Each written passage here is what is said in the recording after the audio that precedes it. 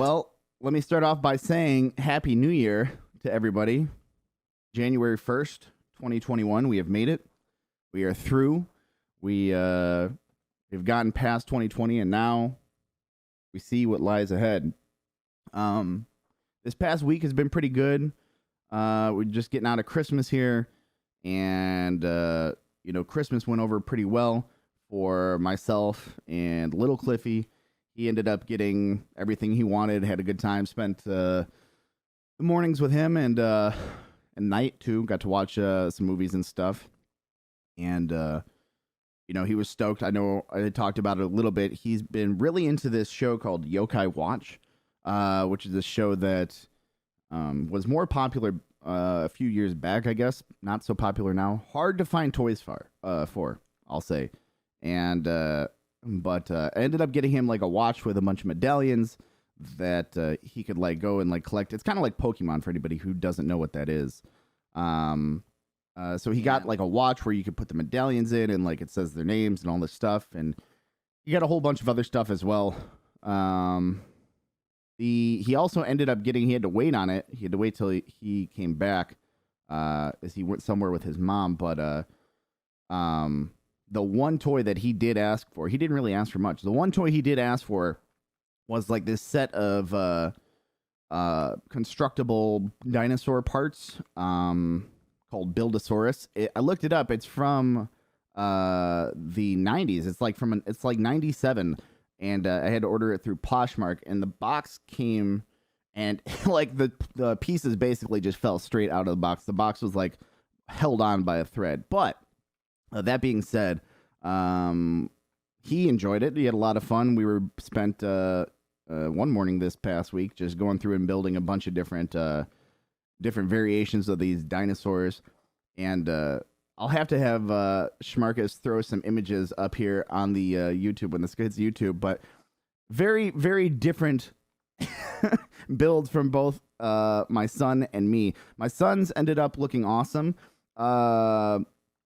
Albeit a little bit more simple in design. I feel like all of mine ended up looking like Dark Souls bosses, which was really, really ridiculous, and not what I expected going into that. But now I'm way more into it, and we'll definitely be playing more with the Buildosaurus going forward. It was a lot of fun. So yeah, Christmas went well. I think he got everything he asked for and more. Very lucky little boy. Outside of Christmas, the other obviously big holiday that we just got off the back of being New Year's Eve. We did a New Year's Eve stream last night. For those who missed it, we actually didn't stream through New Year's, or at least through Central Time Zone New Year's, which is what I have done the past, 3-4 years. We usually stream right through. But that's been because my son has been... he's been kind of at the age where like he was just in bed. It didn't matter. This year I wanted to, if he wanted to spend New Year's together and celebrate, I wanted to do that with him if he wanted to. And he did. So that's what we did. We streamed until 11 o'clock and then, spent time with him, which was cool. But it's really funny. It's really funny. And something I want to touch on our New Year's Eve stream. So yesterday, Twitch sent out a email saying, hey, we know a lot of people are going to be streaming New Year's. We set up all of these. We've got all this stuff for you, these free assets.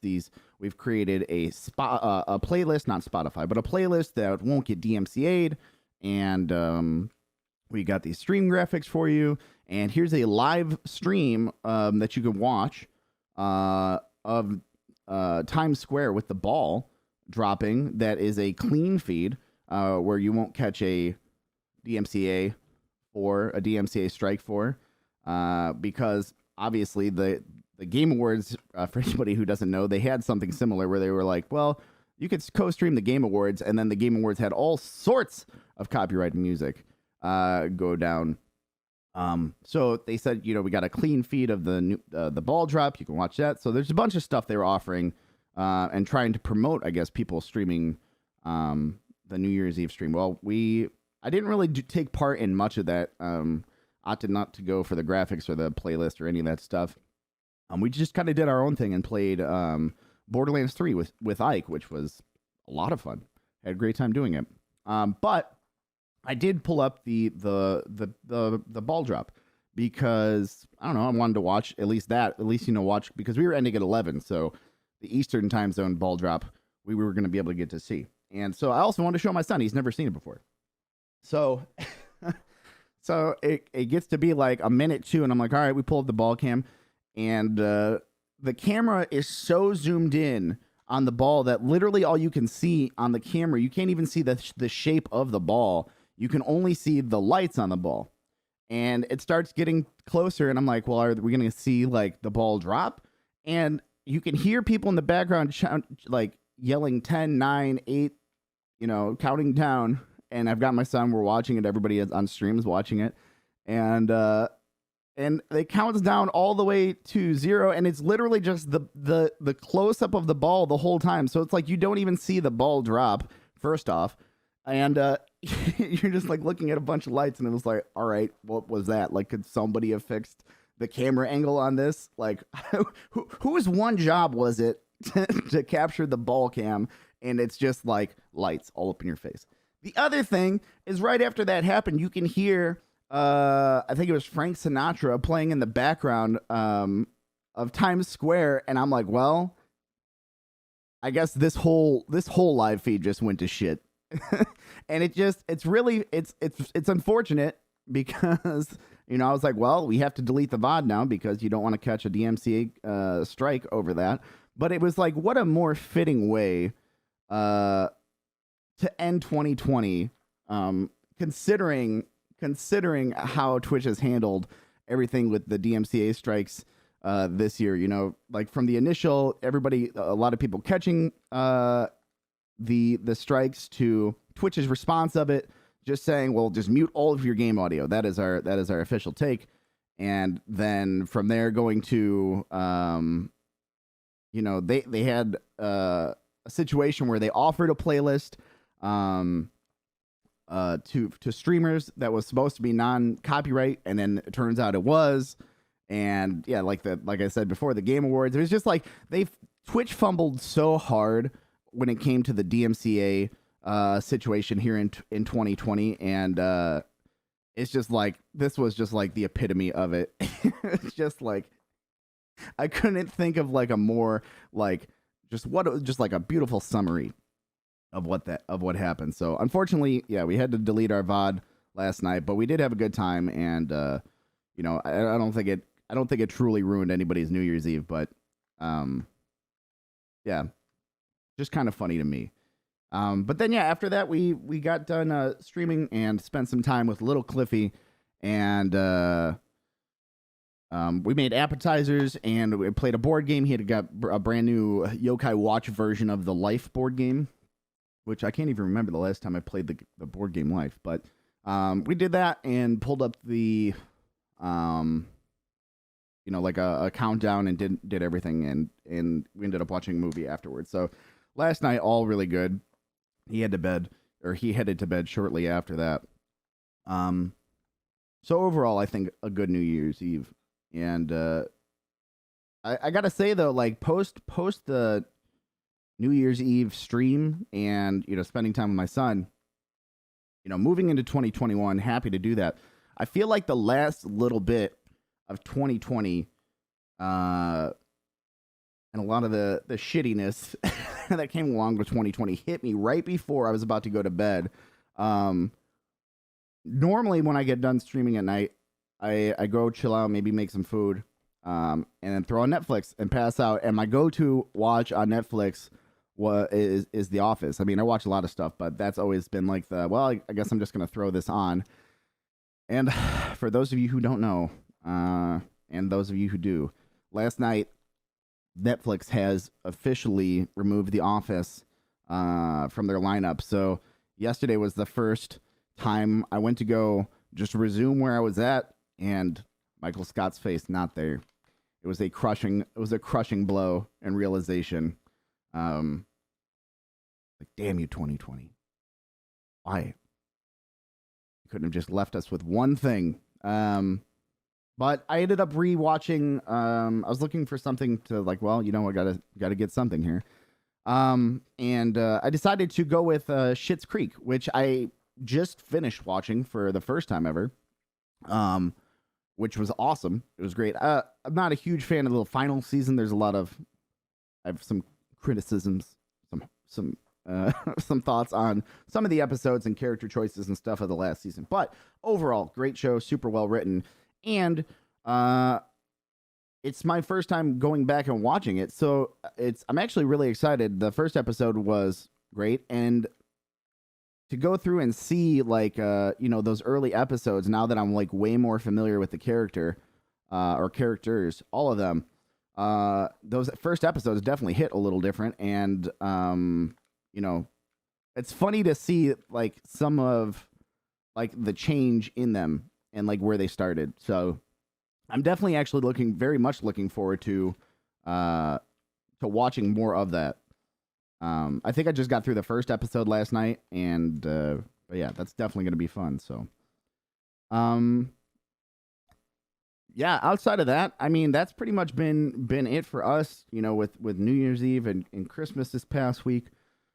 As far as the streaming stuff, we haven't really streamed it much this past week. We've been doing on our night streams. We've been doing a little bit different things, Borderlands with Ike and mixing it up. But we were playing Cyberpunk on our night streams, and I'm gonna be honest with y'all. Like, I have kind of been contemplating stopping playing it, and I know I've been saying that I've been having fun, and I have been having fun with it.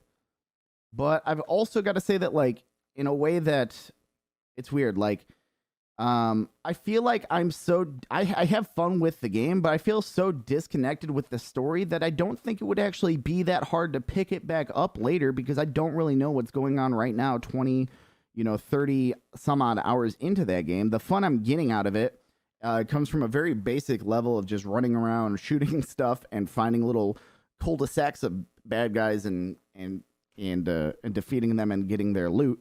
Yeah, I don't know. I'm not saying it's for sure. We might get back into Cyberpunk next week. There's actually probably a good chance that happens, that we continue our Cyberpunk playthrough. But I don't know. I don't feel like I just don't feel like Cyberpunk, even glitches aside, like, I just don't feel like the story has grabbed me to the point where, like, I feel a heavy need to keep playing it. So we'll see. We'll possibly keep going with it or keep track of it. And the other thing is there's a lot of other games out right now too that I want to play. Yakuza Like a Dragon just dropped. Somebody ended up gifting me that for Christmas. And now, mind you, that's another really long playthrough, I feel like, based on my time with Yakuza 0 this year. But so I don't know if I want to run back into something like long playthrough heavy, especially coming off the back of whatever with Cyberpunk. But it is a game I want to play. Super Meat Boy Forever, another one that dropped this past month, and I had a lot of fun with Super Meat Boy, the first one. I know this one's supposed to be like an auto runner, a little bit different, but I'm just saying, there's other stuff out there. Don't be super surprised if Cyberpunk, just maybe is not there on the night streams next week, but maybe. And then outside of that, in our morning streams this past week, we ended up beating Axiom Verge, which was awesome. Can't recommend that game enough. If for anybody who doesn't know, who hasn't seen any of our playthrough of Axiom Verge, it's a Metroidvania. It was all developed by one dude, Tom Happ. So shout outs to Tom Happ for all the hard work that went into that. And yeah, that was an absolute blast. So I think we wrapped that up yesterday morning. So moving forward in our morning streams, we'll be looking to play some more games on our we are, for those of you who don't know, we are doing a larger event called the Thanks What Is It Tour, where I'm going through and just playing a bunch of games that I've been gifted over the years that I didn't necessarily ask for or don't really know too much about. Axiom Verge is a little different because I at least had an idea of what that game was and was interested in it. But there's a lot of other games on that list that we've both played so far and still have yet to play, that I either know nothing about, or I have a pretty good feeling that the games are terrible. I.e. Open Season on PlayStation 2. Whoever sent me that, I think it was Carbs and Cheese and Hot Dog. Not a great game, but we did play it. I got to play Sayonara Wild Hearts a couple weeks ago, which was a lot of fun, and DuckTales was decent, if albeit hard, with checkpointing and stuff. But yeah, we still have a few titles on there left to get through. Yesterday we tried out Little Inferno, which was cool. Not a super long game or super involved game, but it was just, lighting stuff on fire and lighting different combinations of stuff on fire. It was a cute little game. Shout out to Cassandra for hooking us up with that. But we still have, I think Limbo's on that list to get through. I think Witch It, We Happy Few. There's a couple other games. Not to mention Crouching Tiger, Hidden Dragon on PlayStation 2, which was sent in by the homie Vox Futuro, which is still in package. It's impressive. But that has to be run through at some point as well. But we let Twitch chat vote on that, on what we play in that order. So if you pop through to Twitch chat, you can just type !what in the chat and cast your votes and let me know what you want to see. But yeah, I don't know. So maybe going forward next week, I would say possibly Cyberpunk, and more ridiculous games in the morning. Yeah, I don't know. I definitely, I don't want to continue to harp on, I know this is our New Year's Day. We're past 2020. I don't really want to continue to harp on 2020 too much. I feel like we've had enough of it at this point. But I do think it would be fair to at least cover somewhat what we've been through in the past year, in terms of games we've streamed. I know there's been a lot of Game of the Year discussion from a lot of different gaming news places, podcasts, streams, and articles written, all sorts of stuff. I'm sure you've seen all sorts of that. In lieu of doing that, or instead of doing that, I kind of wanted to go through and talk about some of my favorite games on each console and break it down by console, as opposed to just saying this was the game of the year. And some of these games on the list didn't even come out this past year. A good portion of it did. I tried to keep them mostly to 2020 releases. But yeah, I don't know. I guess it would break down to my game of the year based on not release date, but the fact that I played it, and also based on console. It's the longest title for an award ever. We got to break that down into an acronym and figure out what it is. All right, so when we did our episode last week on top 5 games for new console owners, we started with, I think, Nintendo or PlayStation. Let's start with Xbox this year. So this is actually, I don't know why I'm starting with Xbox. Xbox is probably the most difficult one out of all these. I'll say that for Xbox last year, I feel like there was not a lot of brand new titles that came out that were Xbox exclusive. But looking at what I played through last year, and the Game Pass was a huge part of that. Some of the honorable mentions. I'll throw out an honorable mention first off. Ori and the Will of the Wisps. I think great game. And I think I actually ended up playing that on PC. I forget if I played it on PC or Xbox, but it is being given out through Microsoft, and it's good. It's close enough for me to count it. Ori and the Will of the Wisps, sequel to the first Ori, was a great game, beautiful game. A lot of fun. I had my own personal gripes with it, but I even trying to step away from it and look at the gripes that I had. I feel like it was very much my own playthrough, with how that game works, where you can kind of go anywhere you want in Ori, and the path that I ended up taking kind of screwed me over a little bit, just because I ended up playing through a whole entire section only to get told at the end of the section, yo, you can't actually get to the boss of this area. You have to go do something else. So it just, I had a sense of well, I played through this whole area and didn't get the resolution from fighting a boss. And it kind of hampered my experience a little bit. And I don't know, there's a couple other small gripes in there that I had about, like some of the leveling up or the abilities and stuff. But overall, like very small, minor stuff. Ori and the Will of the Wisp, still a great game in my opinion, and I know a lot of people had a lot of fun with it. So if you're looking for something platformer, definitely worth checking out in my opinion. The sequel, or if you haven't played the first Ori, definitely go back and do that. But yeah, that is the honorable mention. The best Xbox game in my opinion that I played last year may come as a surprise to none of you. Yakuza 0.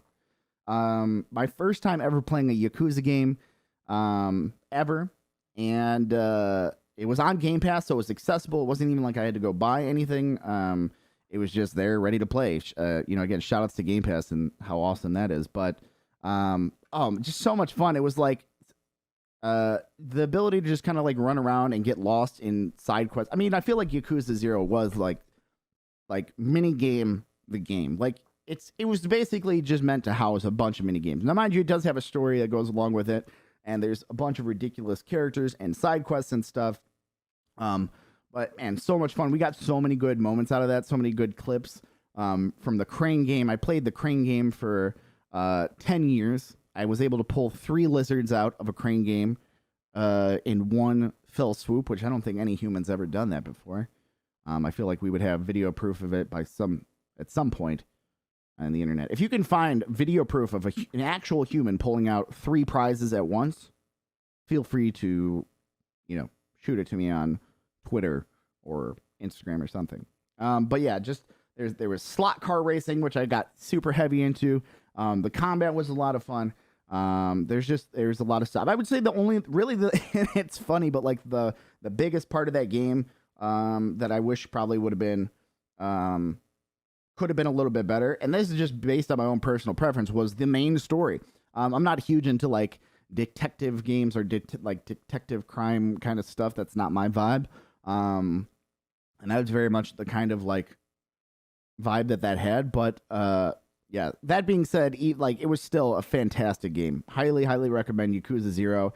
And another, I guess, honorable mention. It's hard to include it because I haven't played it, but I wouldn't include it if we did this again next year because it came out this year, and that's Yakuza Like a Dragon. I've heard nothing but good things.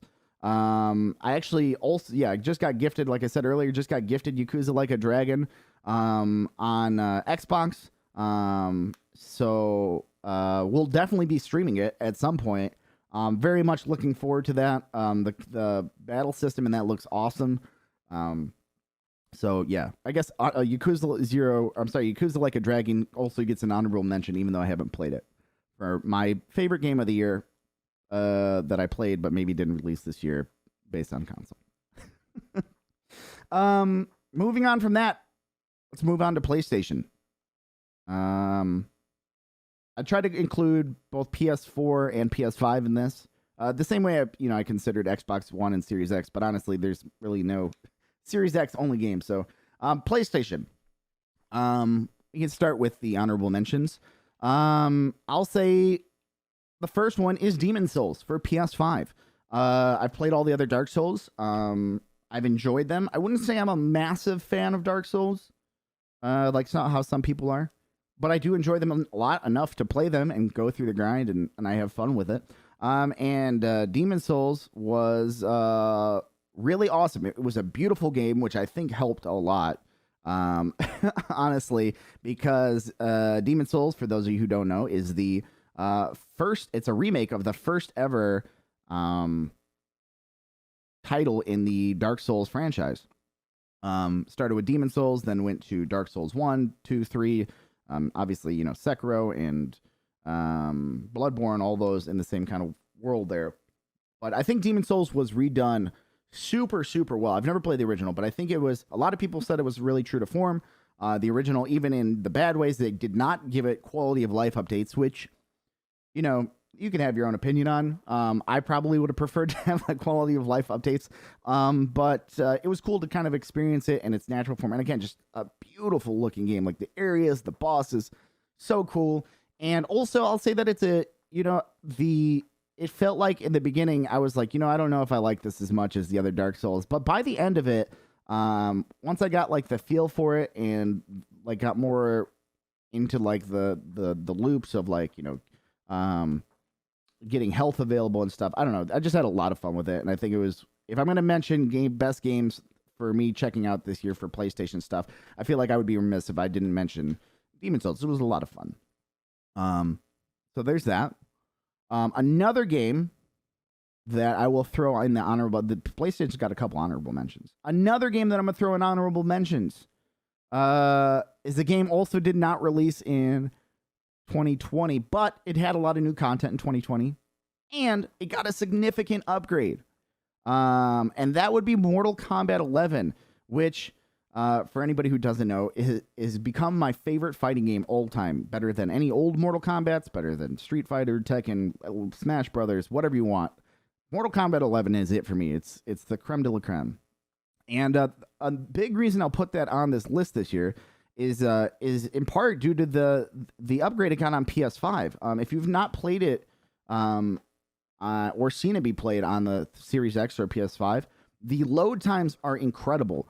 The game looks better, albeit to me it's hard to tell. I have bad eyes in general, but the game's always looked beautiful, continues to look beautiful, continues to run super smooth, and getting in and out of matches is lightning quick. It's so fast, and it's almost like mind-blowing, and like that it really like reinvigorated me to want to play that game more. Just because I can get through so many matches so quick, especially like when it came to like the Towers of Time matches, or like, just playing against the computer or whatever it may be. The load time's just impeccable. Shoutouts to the team at NetherRealm for their hard work and optimizing that game like that for the newer consoles. And yeah, it was a blast. So definitely want to include Mortal Kombat on there for best stuff I've played this year, especially considering it did get like a significant uptick in performance. Another one I'll throw in, final honorable mention for PlayStation, and Mortal Kombat also available on other platforms, just the one I played it on. Another honorable mention, final honorable mention for PlayStation, would be Call of Duty Warzone, which I looked up. I think Modern Warfare dropped 2019, but I think the Warzone, at least according to Google, dropped in 2020, so possibly one of the first ones on this list of the games that came out this year. I guess that Ori counts too, but Warzone, so much fun, and massive improvements over, in my opinion, over Warzone, their Battle Royale mode on their previous title, the previous Call of Duty. Definitely had its fangs hooked deep in me. I know there's a lot of people who have been enjoying it. I know, at least for our community here on Twitch, we don't necessarily always get into shooters, but I love so much different stuff. You think you could tell from this list already. We've gone through platformers, RPG, fighting game, other RPG, and now a shooter. But Warzone just super well done to me. A lot of really, the map was cool. The gunplay in Call of Duty has always been awesome for me, but I don't know. It just feels like it hit on a lot of notes. It did a lot of things better, subtle things better than the last one, and it continues to go strong. I know a lot of people still playing it, and yeah, definitely want to throw Warzone in there. Great job from the team putting that together as well. But that still leaves room for one final game. And then for me, the final best game that I played last year, PlayStation, is going to be Final Fantasy VII Remake. I've never played the original Final Fantasy VII, and so I have zero nostalgia for it. And that being said, it was incredible. It was wildly impressive from a graphical standpoint. But the story was solid enough to keep me interested and keep me in on it in a way that, Cyberpunk hasn't been doing. Really beautiful looking game, not keeping me interested at all. The action feels really nice. The combat system in Final Fantasy VII, they strayed away from the turn-based combat and went towards, more real time. That was all done very well. I don't know. The game was just really, really awesome. I can't wait for the second one. I'll definitely be playing the second episode. They broke it up into parts, I guess. So whenever that drops, I assume. I'm not sure if they'll have it drop solely on PS5 or it'll be on PS4 as well. I'm not sure how they're planning on handling that. I haven't really looked into it much, but wherever it is, Final Fantasy VII Remake Part 2, Version 2, whatever, will be played. Final Fantasy VII Remake, my best game that I played on PlayStation last year and also released last year. So extra points for me for picking a game that actually released last year. For PC. There's a couple games that I played. I played a lot of games on PC last year. And I actually don't have any honorable mentions. There's a lot of fun games, but I don't know if there's any games that I would personally, and I know I'll probably get some flack for this because, obviously there's games like Hades, and there's games like Spelunky 2, and there's a bunch of other games that dropped that a lot of people would put as their number one. I'm not even going to throw them as an honorable mention because to me, just honestly, they didn't grip me in that way. Spelunky would probably be the closest to an honorable mention that I would throw up in there because I did have a lot of fun with that. Damn, is that game hard. But for me, game of the year that I played last year for PC is Fall Guys. Clearly number one. We kind of strayed away from it now. I haven't really messed with it since they've been updating it with the Season 2 updates. I've only really played like one match of that. Haven't messed with any of the winter stuff.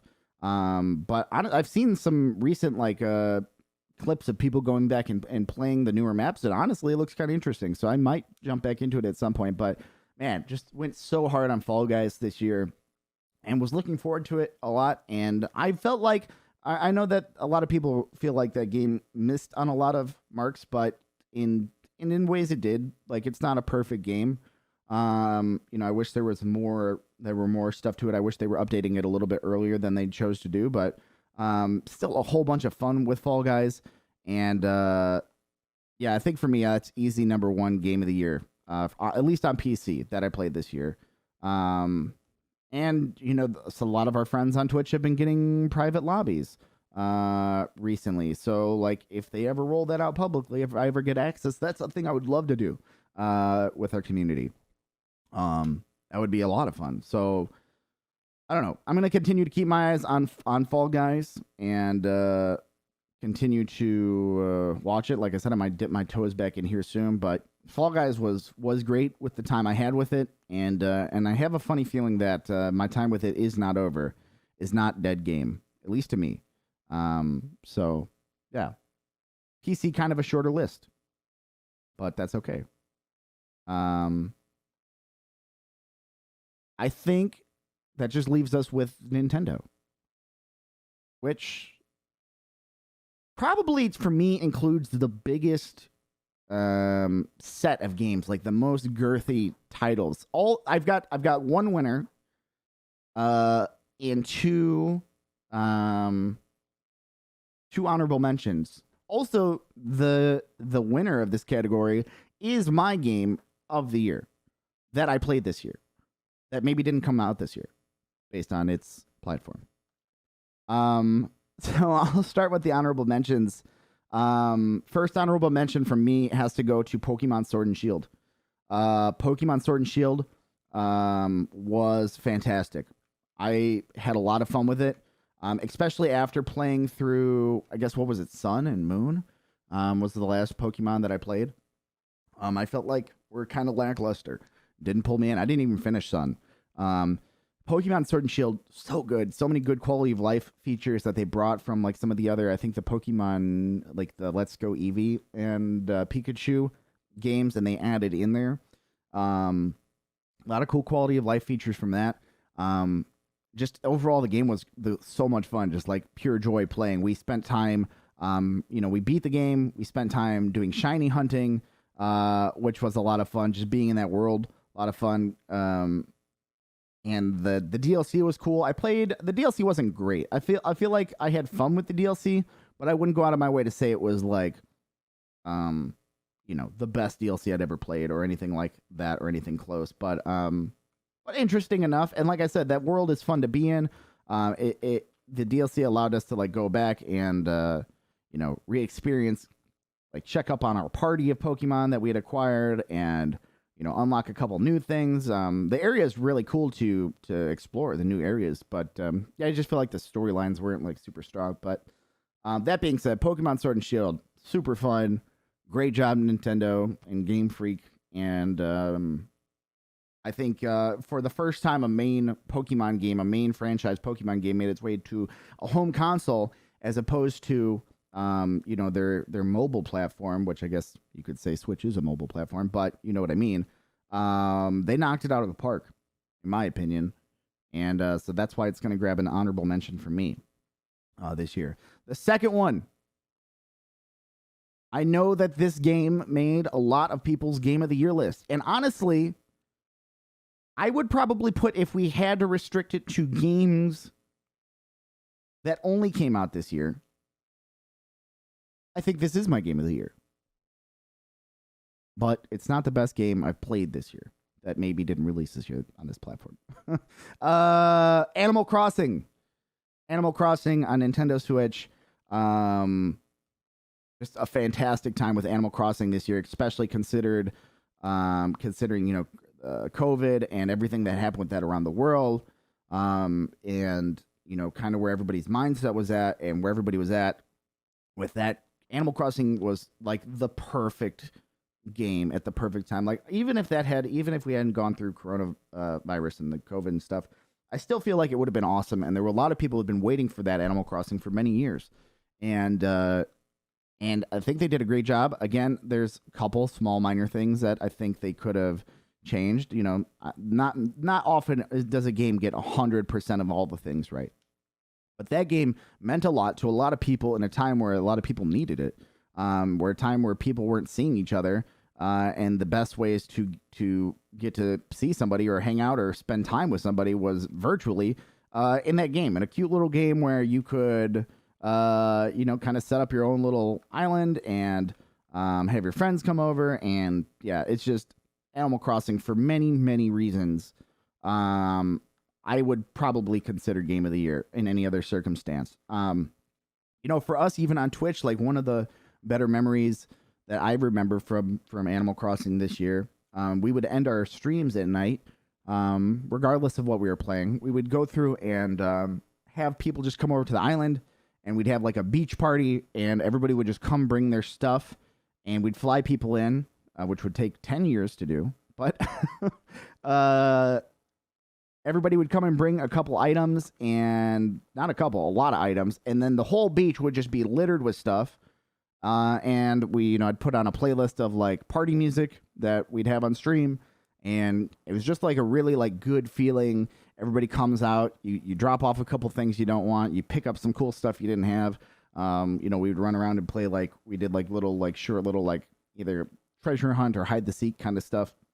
Just overall like a really good feeling going through and doing that with our community and with everybody. It was a great time then, and it's giving me the good vibes now even just thinking about it.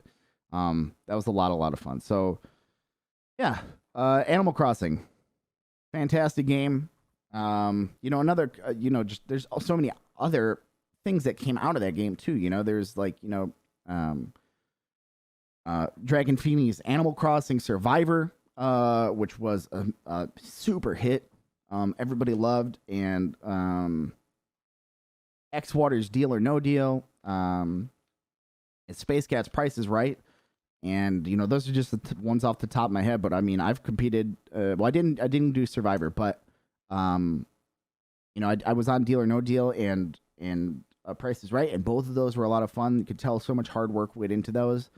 Shout outs to my friends out there making cool stuff with cool games. That was Ninja Warrior. I almost forgot Ninja Warrior.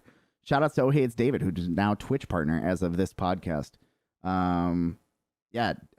David put on Ninja Warrior. That was a lot of fun. Like, just so many good times kind of created out of thin air with that game.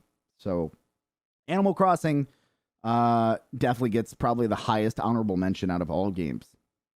And that being said, it leaves us with one last one. And that, for me, my game of the year, Cliffy's game of the year, that necessarily didn't release in 2020, based on platform, although this for me is just for all platforms,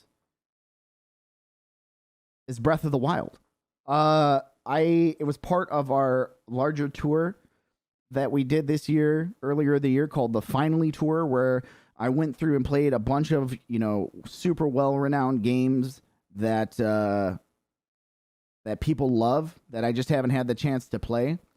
And Breath of the Wild for me stole the show within that event on our Twitch channel. And it's just, I think Breath of the Wild for me is honestly one of my favorite games of all time now, if not my favorite game of all time. It's funny too, because like I spent like, our playthrough was a long time, but when I think of like games I've poured hours into, I wouldn't even say Breath of the Wild was one of those, because it, like, we only had like 40, 50 hours, whereas I put like so many hours into Mario Maker or other things. But Breath of the Wild hit in such a different way. The open expansiveness of it, and the other thing too, like in the same way like Final Fantasy VII Remake was for me. I didn't play Final Fantasy VII, the original, growing up. I've played Zeldas before, but I didn't grow up with Zelda. I grew up a Sega kid, and when I went over to my friend's house to play Nintendo, we weren't playing Zelda. We were playing Super Mario World, and games that were like obviously like a little bit quicker, than Teenage Mutant Ninja Turtles, that kind of stuff. So like didn't grow up with Zelda. Don't have the super nostalgia for it like a lot of my friends do, my peers do, a lot of our viewers do. But and I played like Link to the Past, Link Between Worlds. It's not that I haven't played any Zeldas. Don't start up the mob. Like Zeldas, but especially 3D Zeldas, haven't really spent too much time with. I think Wind Waker was my first 3D Zelda that I beat this year. Also was a great game, but no Breath of the Wild. Breath of the Wild, just again, the expansiveness, the openness of it, and really what it boils down to for me with Breath of the Wild was the ability to go through and take on the shrines, the like mini like little dungeon areas, in whatever way you wanted. And really that entire game is like that. Like if you want to try to do something in the dumbest way possible in order to achieve your goal, you can do it. They will first off let you do it. Second off, there's a good chance that it's going to work. And for me, like, that's how I play every game, always. And I can't tell you how many times I do that and just end up in bad situations where I'm soft-locked. And that's fine, because, that's how I choose to play the game. And I've played that way since even before streaming. So we get good content out of it. But that's just how I play. And to do that, to finally play a game where... I can take 2 boxes and a giant slab and turn it into a penis shape, and then mount the penis and achieve, the goal, which probably makes for a hell of a soundbite. But to just be able to do whatever I want in the most ridiculous way possible, and beat sections of that game. There's a section where there is a giant ball, a giant ball that you're supposed to get to roll down a bunch of different platforms, and then get it down to the bottom. Well, instead of doing that, I was able to like freeze the ball in time, hit it a bunch of times, smack the hell out of it, and pop it up over a wall. And I didn't have to guide it through the platforms or do any of that. I just hit the hole in one. And yeah, or even there was a lot of sections where they wanted you to do motion controls. And I was like, you know what? I don't want to do this. I don't want to do this section that clearly you're supposed to like tilt the whatever the switch, or I guess the gyroscope inside your controller, to tilt giant platforms that are supposed to get you through the section. And instead I was going to, I was determined to climb through and do whatever I had to do to do it my way. And the game let me and rewarded me for it, for being able to do it. They said, if you can do it, fine, we'll let you get it. And that's awesome to me. when games do that in general, that's awesome. But yeah, it was an experience, honestly, unlike any other. I wish I could go back and have that experience. I wish I could bottle that experience, and have that over and over again. Sadly, we cannot. But we are getting Breath of the Wild 2. But yeah, for me, Breath of the Wild, easily best game I played this year. Most fun playthrough, best time with the game. Overall, definitely stands out now as an all-time favorite, and I just loved it. So, Breath of the Wild 2 win sometime soon. It'll be a day one thing for us for sure. Whenever that drops.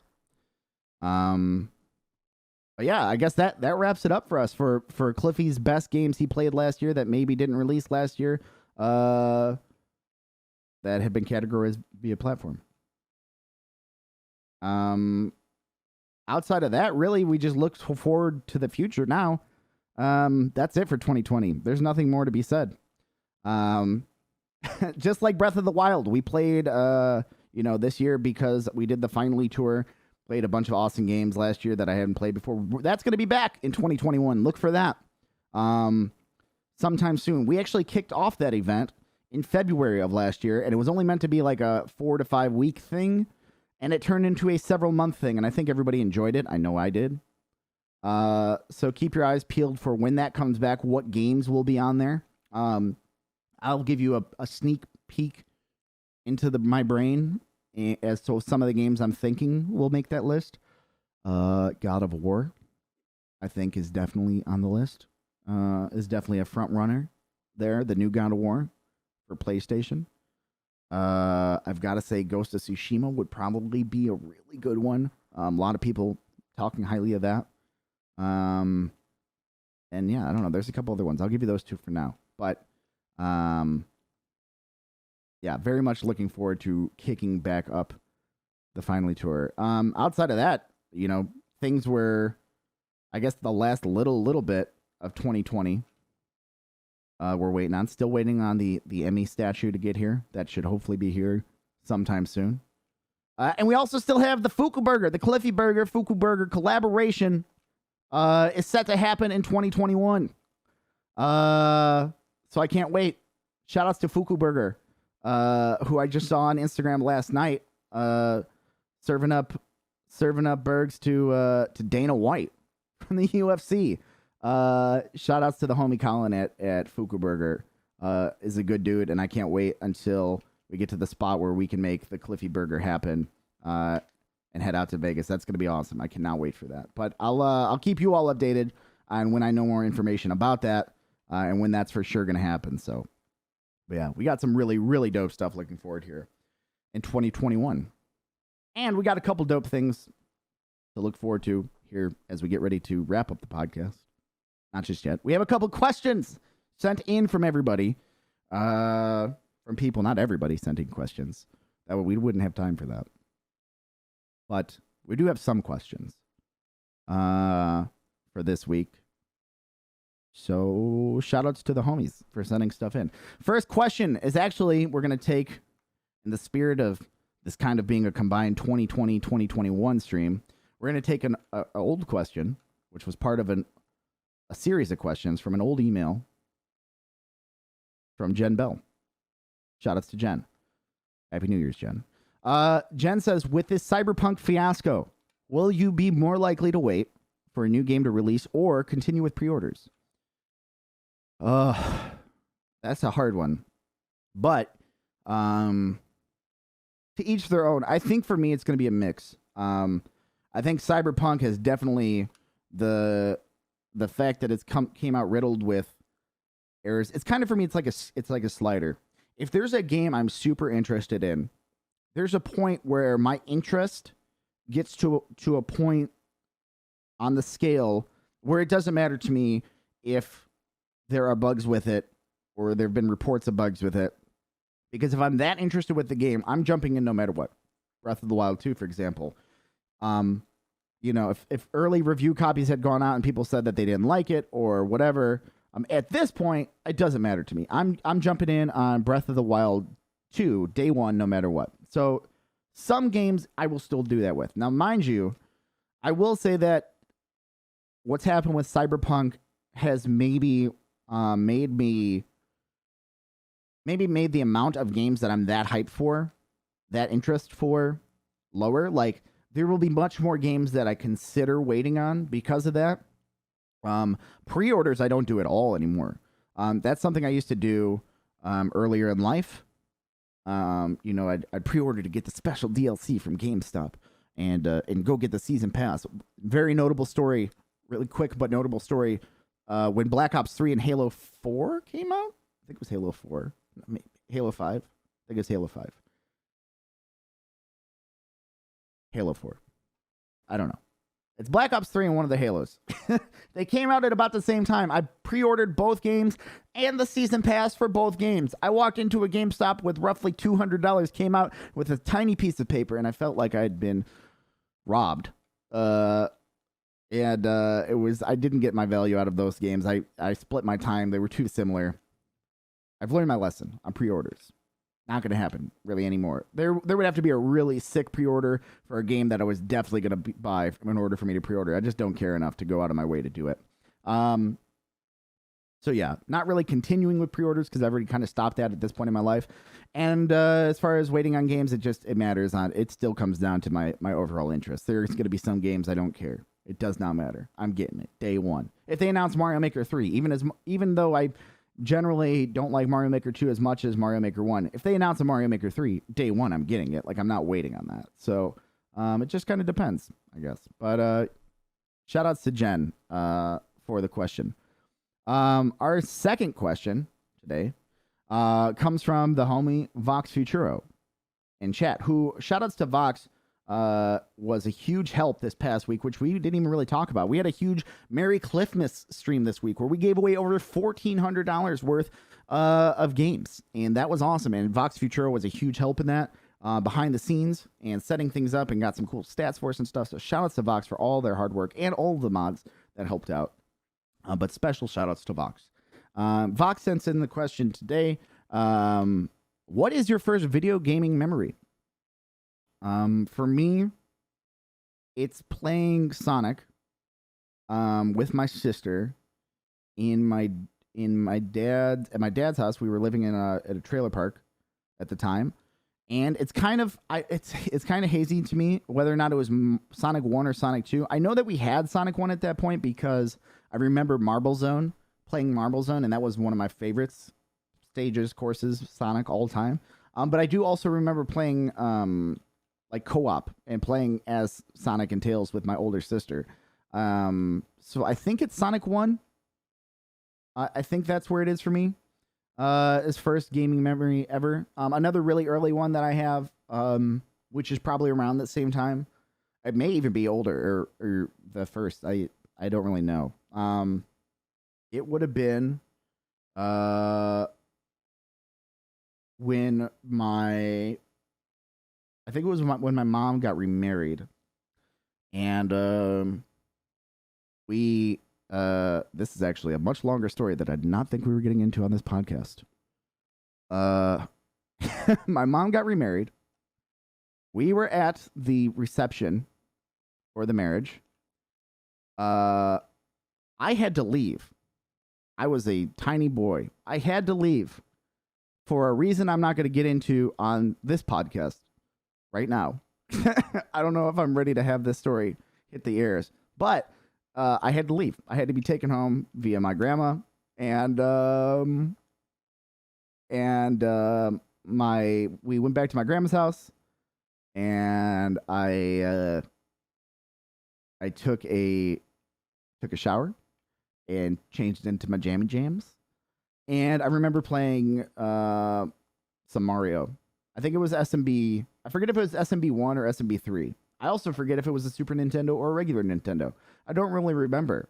But it was my uncle's that he had just like kind of chilling at the house. And that for me is also a very early one. I'm interested now kind of to see, like, I should go back and ask my folks and be like, well, I would know when their wedding was, but like, what years we were living in that trailer, like when Sonic came out, and like which one of those is actually first. It'd be interesting to find out what is actually definitively my earliest memory. But yeah, I don't know. You want to find out more about that story? You ask on next week's podcast. Maybe I'll tell you. I did not think that. I did not expect. I did not expect that one to go there. Shout outs to Vox. The Barbara Walters investigated the questions to get the full story here. Final question today comes from Mart Dog. And Mart Dog says, how are you allowed to use the Folgers commercial given DMCA and all? I've always hoped you've obtained permission straight from Randy Travis. I'll assume you did, and that the two of you were good friends, and if I'm given no evidence otherwise. Fair enough. First off, I don't know what you mean. When we start off our morning streams, clearly the best part of waking up is Cliffy in your cup. It's very clear. You know, the Folgers jingle is one thing. Ours is clearly different. And how dare you? To more seriously answer that, the DMCA strikes that have been happening in general and on Twitch have been very heavily centered around music and, you know, songs from recording artists. And it's definitely something very serious to be concerned about, as we've talked about in this podcast enough already. That being said, there really, to my knowledge, there hasn't really been any, and I'm not even really sure how it works when it comes to commercials, because technically that's a commercial, right? It's a song, and it's from Randy Travis, but it is a commercial. It's a jingle from a corporation, and I don't know. There's probably some gray line there. I don't really know. I will say this. I will say Folgers does get their commercial played in a large form, in a big way, at the beginning of all of our streams, essentially, at the beginning of all of our morning streams. So Folgers, if you're out there, if you want me to stop playing your commercial at the beginning of all my streams for free, I will do that. If that is your wish, Big Folgers, I'll abide. No problem. That being said, right now, I can tell you straight up, I've definitely gotten messages from people who have cursed my name for going and buying Folgers. I guess not cursed my name, but it's Folgers would not be something they normally drink, and they found themselves going out and buying it after hearing the Folgers commercial in the beginning of our streams. So, do I know Randy Travis? Not yet. Do I have Randy Travis's permission? Not necessarily. It's a good jingle, but ultimately we'll give it up. We'll give it up. We could find somewhere else to move on to, if need be. Yeah, I don't know. It's again, I guess that just kind of harps back to the point. It's not really like a song that's you know, I feel like a lot of times probably the way most of the DMCA stuff goes out is very automated, and they're looking through catalogs of, you know, music from the industry. And I would assume that the Folgers jingle is maybe not in there, especially that version. I don't really know. I don't really have a solid answer for you, other than I think we're okay because we're playing a commercial as opposed to playing like you know, a song from the Beatles. I think that lives in a different spot. But at the end of the day, I would 100% stop if that were the wishes of Big Folgers. I'm not looking to step on any toes, you know. At this point, we're sharing the good news of Folgers, and and getting people drinking their coffee and getting their morning started off right. So there's it. Shout outs to Mart Dog for that question. Shout outs to Vox and Jembel for both their questions, and shout outs to all of you for sitting here and listening to this, our third episode of the podcast, our non-game audio, our first time messing with it. You know, this is we're still in a brand new spot here, everybody. We're trying new things. We're trying different stuff. The idea is that maybe we put this on audio only. This might be playing in your car at some point. I don't know. We'll see. I think it's easier to do that if we don't have game audio.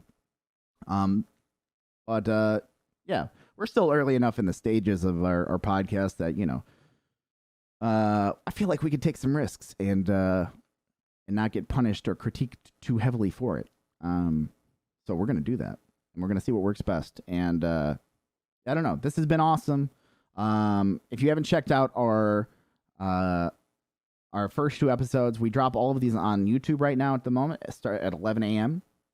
Central Time every Monday. This has been another good one. This is our first one of the new year. We talked a lot about 2020, but this is our first podcast episode of the new year. And I think it went pretty well. I'm pretty happy with it. So big thanks to all of you for listening and being here. I hope you enjoyed the content. Also, real quick, and not even real quick, but I want to say huge shout outs to the community this past week. I know we talked very briefly. We did a Merry Clifmas stream, gave away, it's something we do every year. We gave away over $1,400 worth of video games, broke new records, by the way, in terms of how many games and the amount of worth of games we gave away. But our community came through this week with a huge contribution that was not something I knew about, that they sprung on me. It's meant to be a housewarming gift to me and completely caught me by surprise and blew me out of the water. And I still, honestly, haven't fully processed that. I'm still in trying to wrap my head around all that. So, but for anybody listening, I just want to say thank you very much because that means a lot to me. I also would like to take this moment to clear the air a little bit, just because it was something I was thinking about, and I just want to make sure that everybody's on the same page. Our community came through with a huge monetary contribution, and I'm forever grateful for that. And I know a lot of people, were thankful for our streams this year, said it got them through a lot of hard times, and a lot of people know that I've had hard times this year as well, along with many other people. But I do want to just clear the air with everybody that the hard times I've been going through are not financial hard times. It's Cliffy's not like living on the street or in the potentially looking to be without a home, or it's not like that. So I just want to make sure that everybody in our community knows that is not the case. I do not want people to feel the need to contribute because they feel like that's the reason. And I don't know that anybody did that. I'm not saying that anybody thought that, but I just, in an effort to always be transparent with all of you, whether you're watching this live on Twitch right now or you're listening, transparency is a huge thing with me, and it would really, really bother me if people weren't if they thought that was the case. So I just wanted to clear that up, and again, just say how grateful and thankful. I can't even really express how grateful and thankful I am for something of that magnitude. But yeah, I don't know. You all are the best, and it blows my mind that a group of people would get together to do something like that for me. So I appreciate the hell out of it. Yeah. That's it. I thank you all again for listening and watching. We'll be back, I guess, next week with another episode, and maybe by this time next week we'll have a name for our podcast. Send in your questions, #CliffyQuestions to @cliffyvg@gmail.com, my official email of the podcast. With any questions you want to get answered next week, and if any ideas for names on the podcast. Also, quick shout outs to Bodega Kitty and Yebba Debba for their help in assisting me with ideas and thoughts on the podcast. Still haven't come to terms on something solid yet, but I feel like I'm getting guided in the right way by some cool individuals. So shout outs to them. I will see you all next week.